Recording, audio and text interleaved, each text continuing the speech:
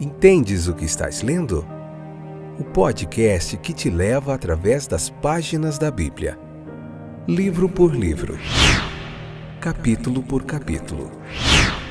Uma exposição bíblica emocionante. Aperte os cintos e embarque comigo nesta viagem.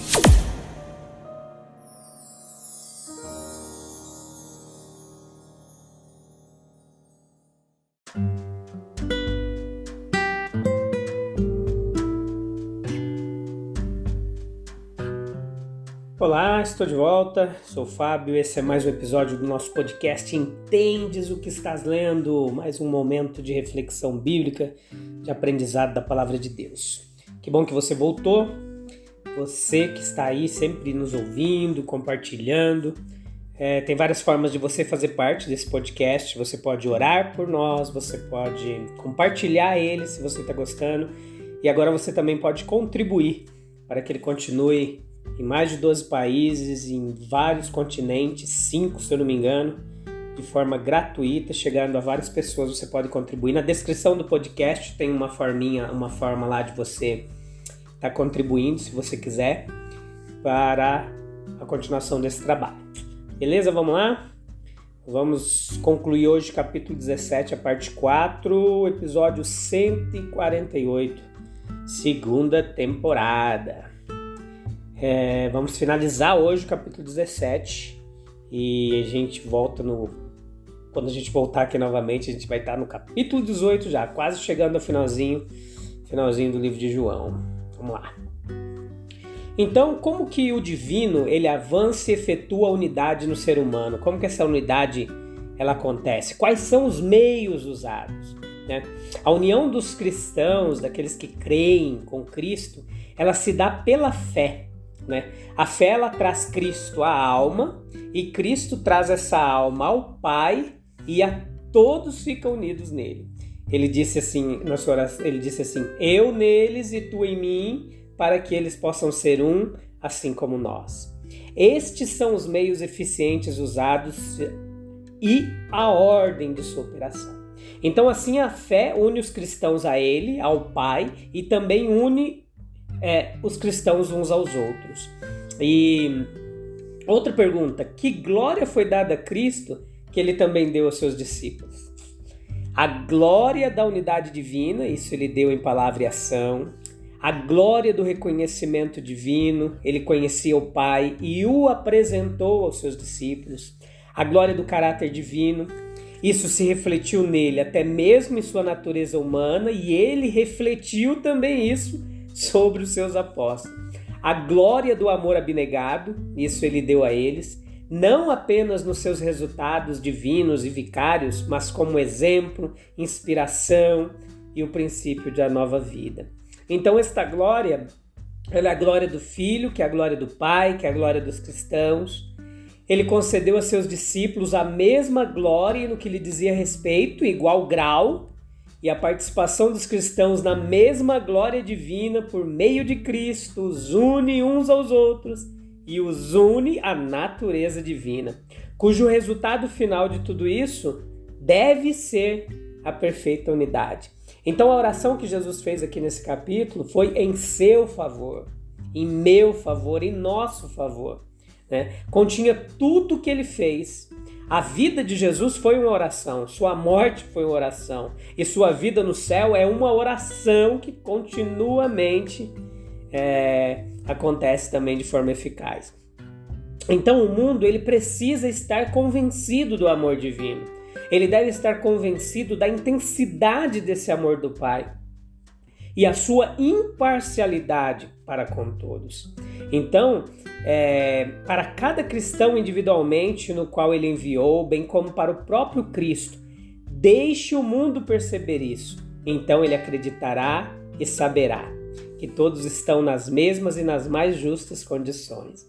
A perfeita unidade dos cristãos proporciona essa realização. E um grande grau disso produzirá também fé.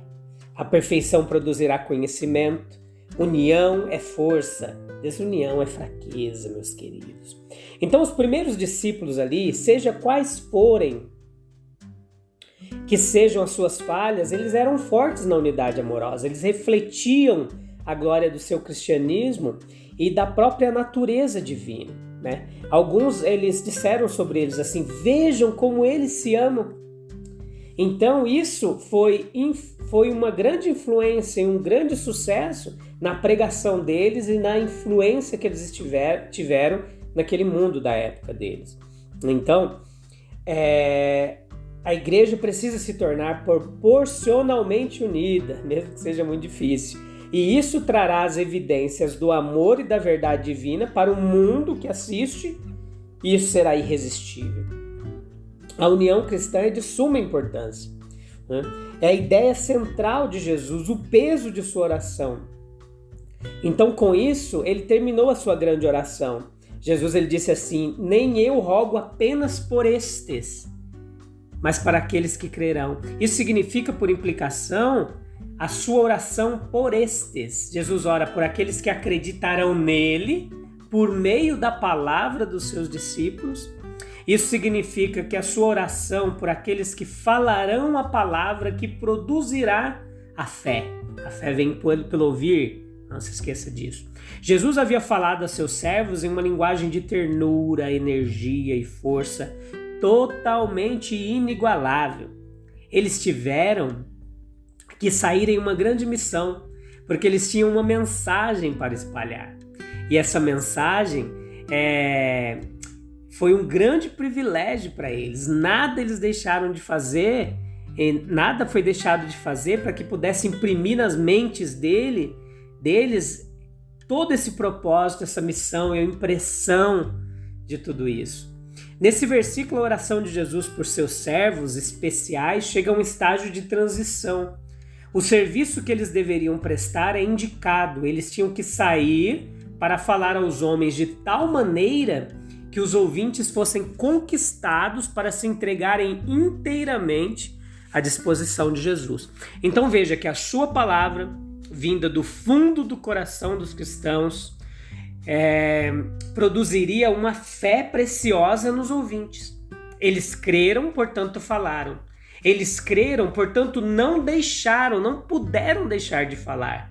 Eles creram porque descobriram a sua própria necessidade como seres humanos pecadores, entristecidos, e portanto eles tinham certeza de que outros seres humanos pecadores, entristecidos, também acreditariam nessa verdade, quando a verdade salvadora e confortadora fosse colocada plenamente diante dos olhos deles.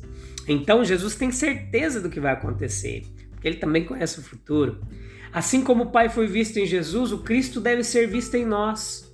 O Espírito de Jesus que ama, trabalha e dá vida deve ser trabalhado no próprio fundamento de nossa natureza. Então, aquela pequena parte do mundo que tem a ver conosco pode realmente acreditar que alguém foi enviado do céu para fazer dos homens uma família feliz e unida.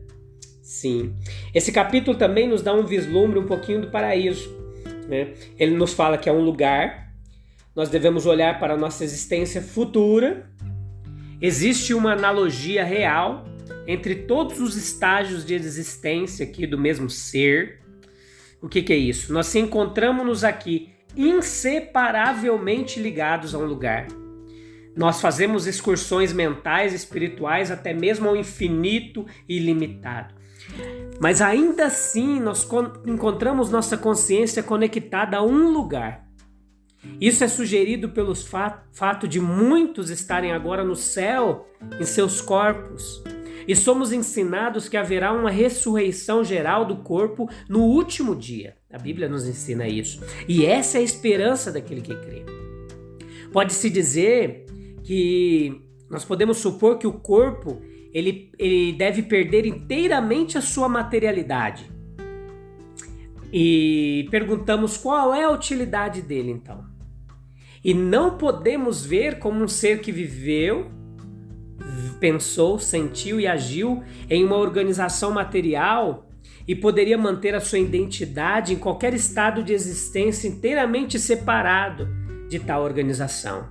Então note que o céu é um lugar muito glorioso, é a morada do unigênito Filho de Deus, a expressão da imagem de sua pessoa, cuja glória no monte lá onde ele se transfigurou, sua natureza humana e transformou o monte em um cenário de majestade divina, o lugar onde ele mora deve ser indescritivelmente grandioso, a casa deve ser provavelmente digna do inquilino e o palácio do grande rei. Deve ser um lugar muito extenso para conter tantos anjos que sempre estão atendendo e adorando a sua pessoa e uma multidão inumerável de redimidos que habitará ali. Aqueles que foram dados a ele pelo Pai, que estarão com ele. Uma multidão tão vasta requer um lugar vasto. Embora os corpos espirituais, sem dúvida, não exijam tanto espaço, quando em sua forma bruta e grosseira, ainda assim o lugar deve ser vasto. É um lugar onde o Redentor e os redimidos desfrutarão da mais íntima comunhão. Com relação aos cristãos na terra, o Salvador é fisicamente invisível e ausente. Isso às vezes é um obstáculo para completar a comunhão, mas lá não. Lá, o Salvador e os salvos estarão localmente e fisicamente juntos, ocupando a mesma morada, o que tornará a comunhão entre eles perfeita. É um lugar cuja principal glória é Jesus. Os principais habitantes de um lugar constituem suas principais atrações. Pessoas más logo transformariam o céu em inferno, enquanto pessoas boas logo transformariam o inferno em céu. Então as pessoas fazem um lugar e não o lugar fazem as pessoas. Os personagens do céu serão todos atraentes, mas Jesus é o principal. É um lugar onde a glória de Cristo será plenamente vista. A glória que me deste, a glória de sua pessoa divina e humana, a glória de seu entorno, a glória de suas vitórias completas do seu alto sacrifício, a glória de sua divindade, considerada separadamente, que pode ser vista em todos os lugares nas obras de seu poder. Este é o propósito de sua vontade presente, que eles possam estar em uma posição de vê-lo completamente e diretamente. A visão será perfeita, embora gradual. A eternidade estará totalmente ocupada em sua manifestação e não demorará muito. Então, quais são as lições práticas aqui para a gente finalizar aqui esse episódio, esse capítulo? A primeira coisa na felicidade humana é um caráter adequado, fé e união com Cristo. O próximo passo é um lugar adequado. Este lugar é onde Jesus está. E onde quer que esteja, é o suficiente para nós. Um lugar e um lugar adequados. Um caráter e um lugar adequados serão a perfeição da bem-aventurança. Que o personagem esteja preparado, porque o céu é certo. Cristo ora pelo primeiro, deseja o último e respeitosamente o exige. O presente é um cenário de luta, de preparação, de privações, de choro, lágrimas, dores. Mas lá no futuro, na eternidade, que é a esperança de todo aquele que crê, será um cenário de diversão, de desfrutar da comunhão e da presença eterna de Cristo eternamente. O desfrute da presença e serviço de Cristo, as visões de sua glória transcendente. Quantas visões aguardam o cristão no céu? Que maravilha, né? Eu te espero no próximo episódio, onde nós estaremos vendo o capítulo 18, a parte 1. Estamos chegando próximo ao final do livro de João. Que caminhada fantástica, está imperdível, você não pode perder nenhum episódio do livro de João. Vale a pena. Deus abençoe, até breve. Tchau, tchau.